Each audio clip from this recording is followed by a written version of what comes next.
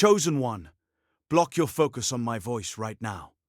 That feeling that you don't quite belong here, that something in you is fundamentally different. Silence it. I know the last few months, even years, have felt like you're trying to navigate a world that wasn't built for you. The atmosphere around you might feel dense, overwhelming, like a frequency you were never meant to process. Maybe you've experienced moments of profound loneliness, even when surrounded by people you love, feeling an unexplainable ache for something more, something celestial. Or perhaps you've looked in the mirror not just this week, but countless times, and seen something ancient, something otherworldly looking back, sparking a deep, unexplainable sense of displacement. You might have woken up at 4 o'clock in the morning this week with a sudden, overwhelming urge to protect others, to fight for justice, even for people you don't know, feeling an aching purpose you can't quite articulate. The sense of isolation, the feeling of being misunderstood, the constant battle against cynicism and darkness, it's all screaming at you for one reason. The enemy knows who you truly are, and he's terrified of what happens when you remember. This season of confusion and longing, of feeling like a stranger in your own skin, it ends by the end of this message. But here's the critical truth you need to hear. It's not ending because you finally fit in. It's ending because you're about to remember why you never could. Think back to that moment this week, or even years ago, when you felt like an alien, when you pulled back from a situation because the energy felt too heavy, too low vibrational for your spirit to bear. You might have judged yourself for being too sensitive or not strong enough. You didn't know it then, but that withdrawal, that inherent repulsion to what is not divine, was not weakness. It was a strategic, divinely imprinted boundary, protecting your light. That was your angelic nature asserting itself. You did not stumble upon this transmission by chance. The algorithm didn't merely suggest it. God brought you here directly. This is a divine activation, a sacred summons, scheduled before the stars were placed in the firmament, designed to awaken the very essence of who you truly are. In the next few minutes, I'm going to unlock the truth of your divine origin and reveal why you carry such a profound sense of purpose and difference. I'm going to expose the lie the enemy has used to keep you in spiritual amnesia. And at the end, I'm going to give you the declaration that reactivates your angelic assignment on Earth and grounds your true identity into this reality. Do not click away. Your higher self, the celestial being you are, is waiting for this moment. If you leave now, you risk prolonging a season of profound loneliness, forgetting the very reason you came. My name is Serakiel.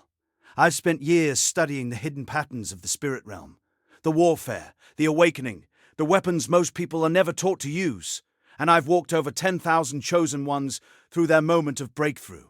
If this is your first time here, subscribe and hit the notification bell right now. Not because I need the numbers, but because the next message I release might be the one that was written specifically for the war you're fighting tomorrow. You feel suspended, caught between worlds, like you're playing a role in a story that doesn't feel entirely yours. And in this liminal space, the enemy has been whispering a very specific, insidious lie. Listen to your thoughts. He's telling you that your difference is a flaw, that your sensitivity is a weakness, that your inability to tolerate mundane injustices is a sign of your brokenness. He's replaying every moment you felt alienated, every time you felt too much or too other, convincing you that these feelings are proof you're a mistake, a cosmic anomaly that doesn't quite fit into the human experience. He's telling you that you are alone, and that your uniqueness is a burden, not a blessing. But I need you to hear what the divine truth actually declares about your magnificent, unique existence. Psalm 139 verse 14 proclaims, "I will praise you, for I am fearfully and wonderfully made. Marvelous are your works, and that my soul knows very well." Listen to that promise. Fearfully and wonderfully made. This isn't just about human creation. It's a decree over your specific, intricate design, over the very essence that makes you different. You are not a mistake. You are not an anomaly. You are a masterpiece of divine design, a celestial blueprint made manifest. The deep longing you feel for home is not a sign of your ungroundedness. It is the echo of your true origin. a spiritual homing beacon. The profound sensitivity that makes you feel vulnerable is not a weakness. It is your angelic antenna, attuned to frequencies others cannot perceive. And that feeling of being an outsider, like you don't quite fit in? Let me reframe your entire reality right now. That is not a flaw. That is your badge of honor. You are not just human, you are an angel. Disguised, here to awaken this world. Hit the like button if you feel this message arrived at the right time. Drop a comment below. What's one moment this week where you felt truly other, and now you're beginning to see it as a sign of your divine purpose? You feel suspended, caught between worlds, like you're playing a role in a story that doesn't feel entirely yours. And in this liminal space, the enemy has been whispering a very specific, insidious lie. Listen to your thoughts. He's telling you that your difference is a flaw, that your sensitivity is a weakness, that your inability to tolerate mundane injustices is a sign of your brokenness. He's replaying every moment you felt alienated, every time you felt too much or too other, convincing you that these feelings are proof you're a mistake, a cosmic anomaly that doesn't quite fit into the human experience. He's telling you that you are alone, and that your uniqueness is a burden, not a blessing. But I need you to hear what the divine truth actually declares about your magnificent, unique existence. Psalm 139 verse 14 proclaims, "I will praise you, for I am fearfully and wonderfully made. Marvelous are your works, and that my soul knows very well." Listen to that promise. Fearfully and wonderfully made. This isn't just about human creation. It's a decree over your specific, intricate design, over the very essence that makes you different. You are not a mistake. You are not an anomaly. You are a masterpiece of divine design, a celestial blueprint made manifest. The deep longing you feel for home is not a sign of your ungroundedness. It is the echo of your true origin, a spiritual homing beacon. The profound sensitivity that makes you feel vulnerable is not a weakness. It is your angelic antenna, attuned to frequencies others cannot perceive. And that feeling of being an outsider, like you don't quite fit in. Let me reframe your entire reality right now. That is not a flaw. That is your badge of honor. You are not just human. You are an angel, disguised, here to awaken this world. What you just heard wasn't entertainment. It was confirmation. And if you're ready to go deeper, the Chosen One's mantle will show you exactly why God separated you before birth, why the attacks came so early, and what He's unlocking in this season, code by code, until you're walking the life He already wrote over you. The link is waiting in the first pinned comment, but not for long. Now, once you truly grasp that your otherness is actually your angelic signature, the next shift happens. You begin to understand that the internal conflict you felt, that constant battle between who you are and who the world expects you to be, is actually the friction of two realities trying to coexist within you. It's your human vessel attempting to contain a celestial frequency. This isn't a sign of instability. It's a testament to your divine capacity. Just as Jacob wrestled with the angel until daybreak, you have been wrestling with the angelic calling within you. And that struggle has been refining, not destroying, your true strength. And this leads us to something most people miss. The burden you felt, the weight of the world that seems to rest on your shoulders, is not a punishment. It's a divine assignment. You are designed to carry certain frequencies, to transmute certain darkness, to hold space for a higher light that others cannot yet bear. This sacred burden is proof of your spiritual fortitude, a reflection of the mantle you were born to wear. Think of the prophet Jeremiah, called from his mother's womb to be a prophet to the nations. His burden was immense, yet it was precisely what qualified him for his prophetic anointing. Coming up, the one thing most people avoid, but it's the key to everything. But here's where it goes deeper. Your unique suffering, the specific wounds and heartaches you've endured, are not random acts of fate. They are divine forge fires, designed to create the precise spiritual weapons you will need for your mission. Every betrayal, every moment of isolation, every injustice you witnessed or experienced was not meant to break you, but to activate a deeper level of discernment, resilience, and compassion within your angelic core. Joseph, sold into slavery and imprisoned, experienced profound injustice. Yet each trial sharpened his character and prepared him to save a nation.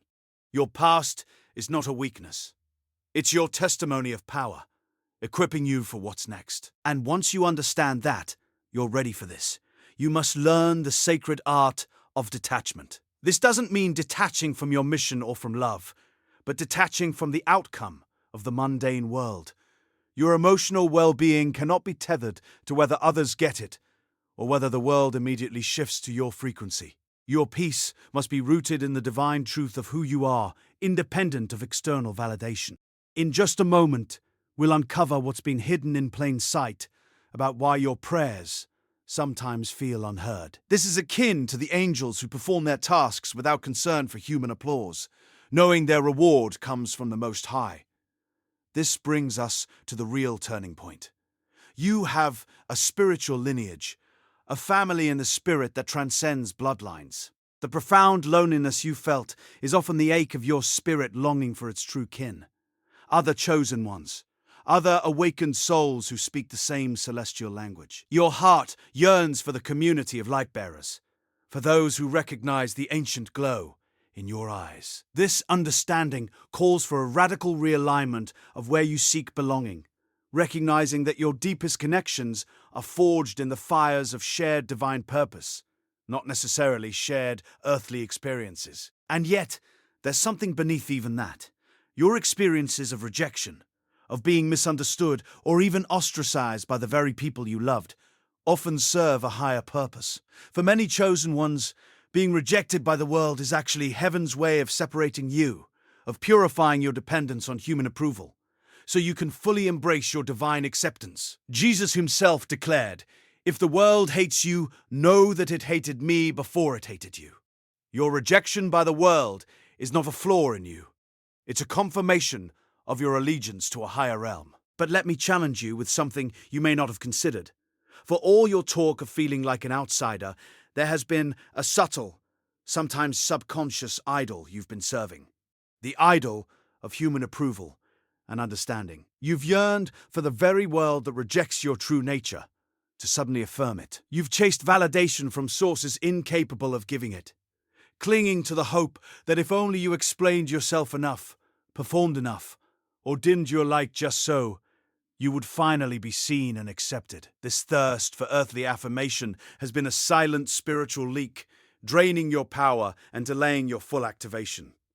And just when you think you've got it, there's one more layer coming up, the hidden habit that's been feeding your delay. Stay with me. The thing that has been most effectively blocking your breakthrough isn't external opposition, not the enemy's attacks, not even the past wounds inflicted by others. It's been your own subtle, subconscious fear of your actual power. You've been holding back, not because you're weak, but because you fear the full impact of your activated angelic self. You fear the responsibility, the further isolation, the complete disruption to your human comfort that your unleashed power would bring. This isn't ego. It's a deep-seated apprehension of the seismic shift your full light will inevitably cause. You've been unconsciously dimming yourself, thinking it protects you, when in reality, it prolongs your suffering and delays your assignment. But if you're honest with yourself, if you're truly ready to step into this, then the final insight is this. True angelic humility isn't about shrinking yourself to fit into limited human boxes. It's about acknowledging the fullness of God's magnificent power and light within you, and allowing it to shine without apology, even if it makes others uncomfortable, even if it requires you to stand alone. It is not pride to radiate the divine essence you were created to be. It is your sacred obligation. Your humility is found in obedience to this radiant truth, not in the suppression of it. This is the moment to recalibrate your internal compass entirely to heaven's frequency, letting go of the need for earthly validation forever. Tonight, before you sleep, place your hand on your heart and declare this with me. I am not a mistake, I am a masterpiece. I am not too much, I am exactly who God designed me to be. I release every lie that said my difference was a flaw. I embrace my angelic nature, my divine sensitivity, and my sacred purpose. I step out of the shadows of human expectation and into the radiant light of my true identity. I am aligned with my spiritual family, and I am empowered by my divine assignment. I am ready to shine, unapologetically and completely, for the glory of the Most High. My breakthrough is not coming, it is here, and I walk in it now.